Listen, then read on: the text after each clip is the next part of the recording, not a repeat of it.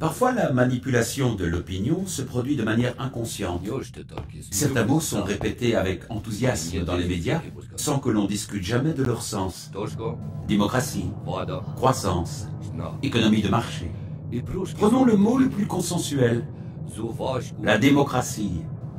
Le concept est toujours présenté comme indépassable, sans être plus jamais débattu. Et pourtant, qu'est-ce donc que notre démocratie? Actuellement, en Occident, on entend par démocratie un système dans lequel la population se répartit en classes sociales, des plus pauvres aux plus fortunés. Le peuple désigne tous les 5 ans environ ses représentants issus des partis politiques pour le gouverner et voter les lois. Ces pouvoirs sont issus des classes supérieures de la pyramide, soit les plus fortunés. On parle d'ailleurs de classe politique. Enfin, on constate que la reproduction sociale est la règle. Autrement dit, qu'il s'agisse des pauvres comme des riches, la grande majorité reste toute sa vie dans la même catégorie sociale, qui était déjà celle de ses parents et qui sera celle de ses enfants. Si on regarde la démocratie du point de vue de la répartition du pouvoir selon le sexe, on se rend compte bien vite de la sous-représentation des femmes dans les instances du pouvoir, alors même qu'elles constituent la moitié de la population.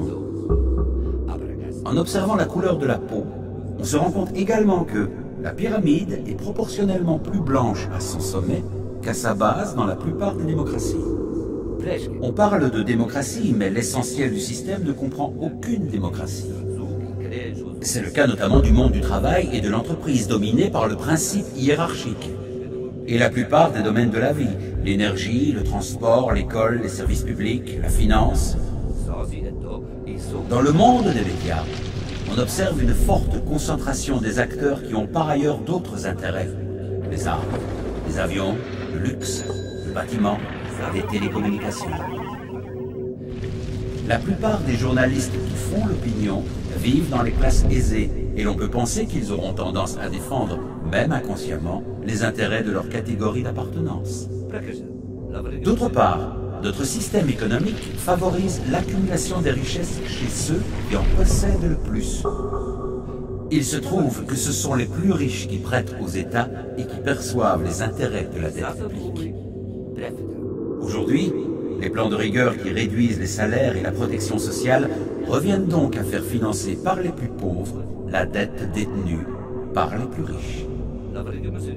Si on élargit la perspective, on se rend compte qu'une idéologie politique et économique est imposée aux populations par des lobbies financiers, industriels, qui ne font que défendre leurs intérêts en dehors de tout processus démocratique.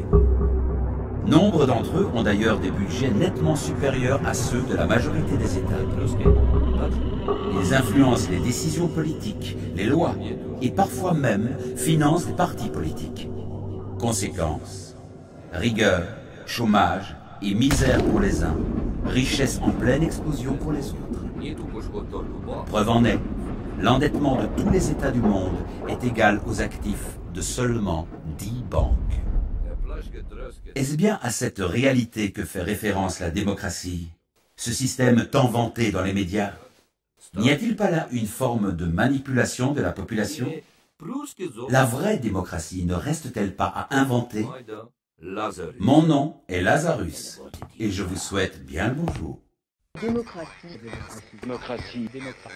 Dans une démocratie, c'est le peuple qui est le maître.